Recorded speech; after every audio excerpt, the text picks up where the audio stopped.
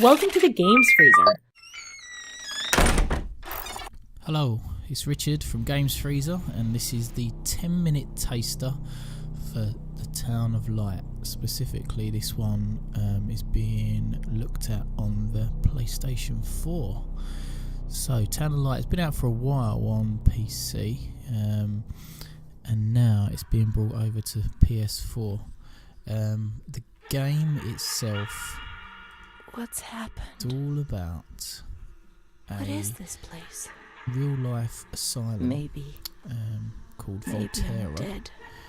It was an Italian I asylum, can't see and any actually light. shut down in the Maybe I am 1970s after the practices get that up. they used within that asylum What's happening to were me? labelled as cruel. There's So no one it's here. a real life But location with a real these life history noises. of cruelty to patients. God, So head is as you can killing imagine, it's going to be a kind of keep my psychological eyes open. thriller, but the developers are at a pain to tell you that it's not a jump scare horror game, that it could quite easily have been, as it's set in a creaky old asylum. It's more of an exploration into the subject of depression, which is really interesting, and a few games have tried this before. But yeah, this one is looking to raise awareness, really, and it's an exploration through the main character who you play, Renee, and her return to this asylum that she spent time in as a teenager. So it's a very serious subject matter, and a very interesting take on the kind of walking simulator style game, to sort of paint a picture through exploration of artifacts within this environment. Now, as you can see from my walkthrough, my first 10 minutes, although I'm giving you 17 minutes in this video because I felt the game deserved it, or was it that I just couldn't get it down to 10 minutes? You decide. Maybe my 10-minute taster is not long enough to give you a flavour sometimes with some games, but I thought this deserved the 17 minutes anyway. So I have basically decided in this first segment to, rather than go straight into the asylum, to have a little look about, see what's about. I was just trying to get a feel for what I could interact with, really, and what was just pretty to look at. So there you got an old playground, kind of abandoned, which is always kind of creepy in most games. And that's basically, X is your interaction button, and as far as I can tell from the amount of gameplay that I've played so far, X is the only button that you'll actually need when you're walking around the environment and interacting. Oh, sorry, I'm saying that. Toggle flashlight, so that's square. So we've got two buttons, X and square. So you've got a handy flashlight. It's not exactly very bright, though, I've got to admit, when I've been into some darker areas, as you might see later on in the video. It's not the brightest of flashlights, and that's probably for dramatic effect more than anything else. Now here I am just sort of picking up some artifacts laying around the scenery, just kind of clues and insights into this asylum. So it looks like an old picture of the asylum, black and white, maybe from the 1940s. I was hoping this radio would be able to be turned on, but I couldn't do it. It's just to look at, I think. Classic radio with a tape deck. Some more like a 70s style radio, maybe. Don't know.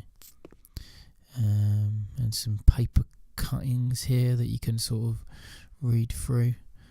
Totally out of context, really, at this moment in time, because I'm not really sure where the story's going. But again, it's just kind of little pieces that are scattered around the environment to get you into the story, and have a little sort of nose around to see what's going on.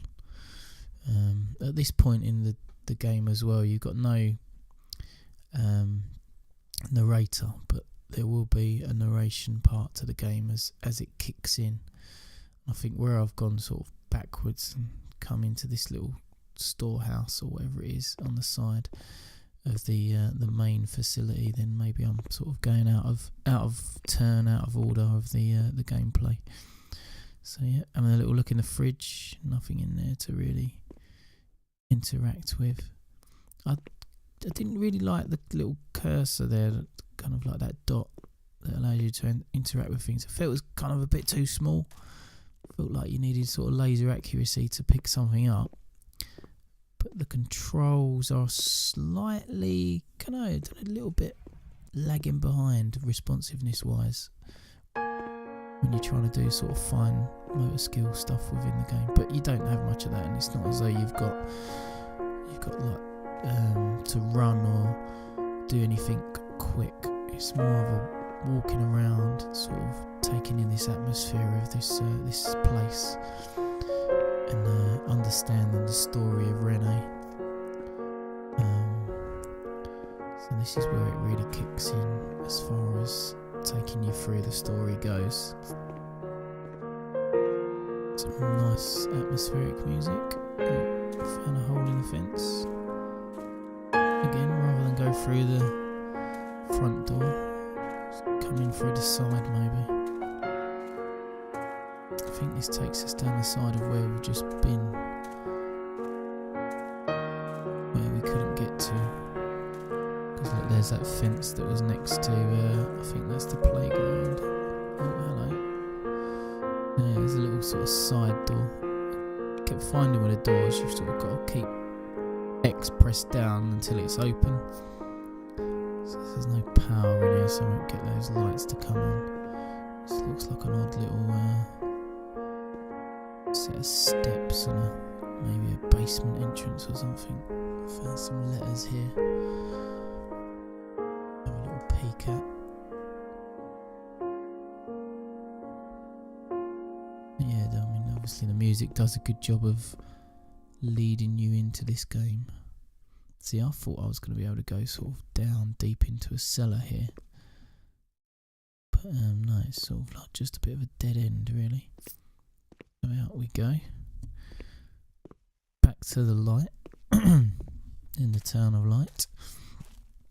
Now I'm sure as we go on that theme or that title, the town of light, will get explored just that bit more. And there are some references early on to This to place. Time. Memory. I'm assuming this is Renee. Almost your conscience talking. So let's go in this side door, shall we? Let's make an entrance into the asylum itself. So as I walked in here, I've got to admit I was ready for some jump scares of some variety, but again, as I say, the developers have said outright that it's not a jump scare game. It's more of an exploration and a walkthrough, so I don't think we're going to get sort of any jump out your seat moments from the psychological horror, but there's more a suggestion of what might have gone on here. There's sort of tools and areas of the asylum that are rather sinister. There is some graffiti and some pictures laying around the area that are also very sinister. Not very sinister, just that undertone, you know, of something not quite right has been gone on here. And neglect as well, obviously. And as it's now kind of run down and peeling paint off the walls, that adds to that feeling of neglect. Again, there's no power, so a switch or some kind of generator near the calm women's ward. So if I check the map, then number 7, I believe. The Tranquil Ward is where that is, and on the map it's got like a bit of an electrical sign, you know, that you can follow. So I need to come out of this room, turn right, and then turn left into the main corridor, and I should reach the said generator. Let's just do that, shall we? The only thing I remember clearly is Charlotte, my doll. So the doll comes into the story early on. Seems to be the thing that kicks off the whole thing. But there you go. It's kind of like a sinister motif on the back of that door panel. Then we have another look around. I'm just going to see if there's any light switches around here. Yeah. So obviously that light is busted, so that one won't come on. So I was just checking that. Creepy little hatch there.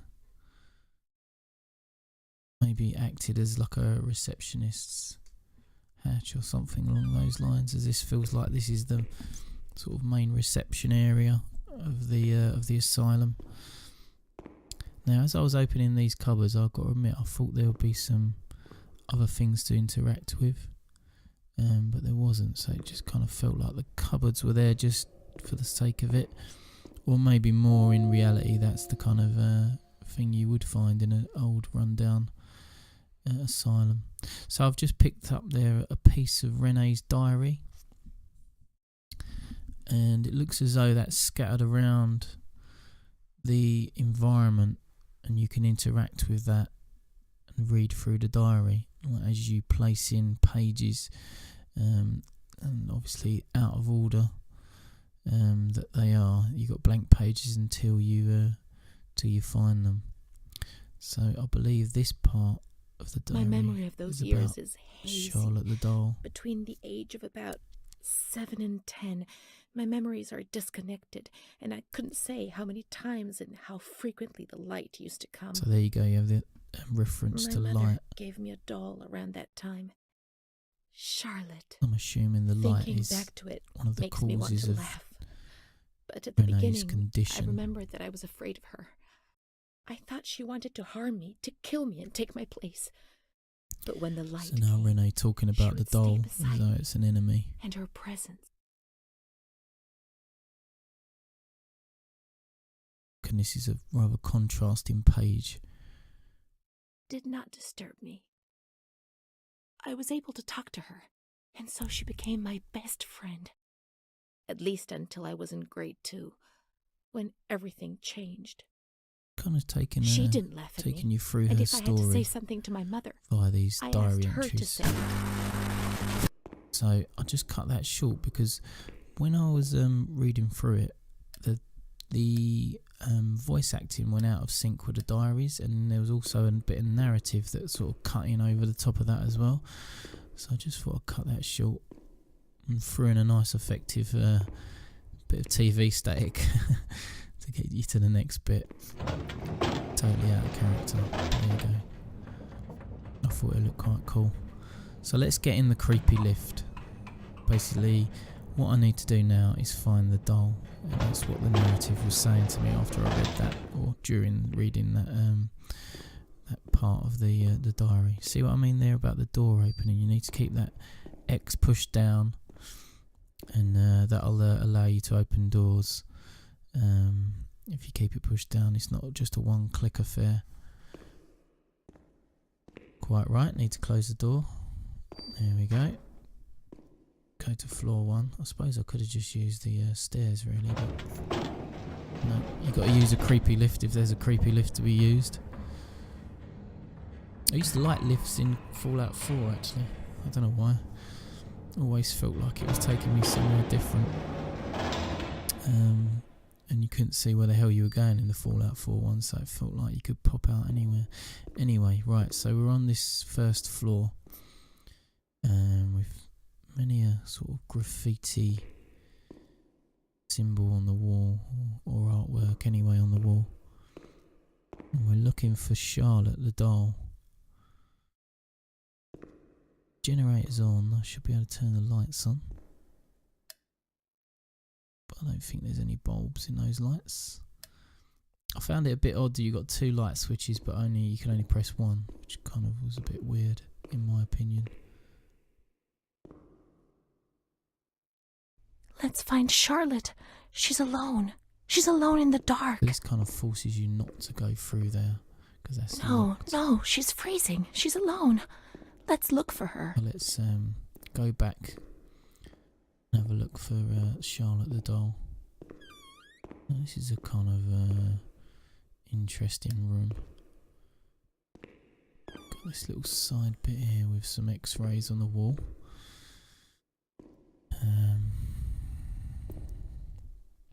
And then now you go into here and it's a pretty gruesome sight. So up on the wall there you've got some kind of poster showing you how to cut someone's hand off. So I'm assuming that's a kind of practice that they utilised within this asylum. Again, it's based on a real life asylum, so maybe this kind of stuff did happen. Pretty disturbing, really. So let's get out of that room. Let's have a look for Charlotte the doll. So this looks like it could be. Here we go. And this is kind of looking like a flashback. Mummy took good care of Charlotte. She tucked her in, hugged her, gave her cuddles and kisses. She was very affectionate and loving. Nothing bad happened to Charlotte, and that surprised me. I didn't understand. At first, I was quite scared. I was afraid that she wanted to hurt me. So again, re-exploring the fact that she was scared of I lived in Charlotte the constant doll. fear that Mom would abandon her. Because I didn't deserve to live. I didn't deserve to be loved.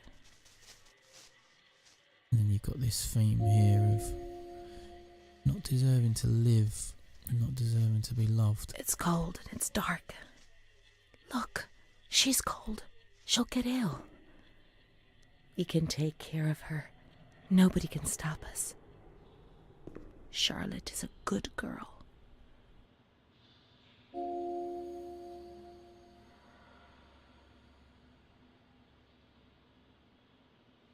www.gamesfreezer.eu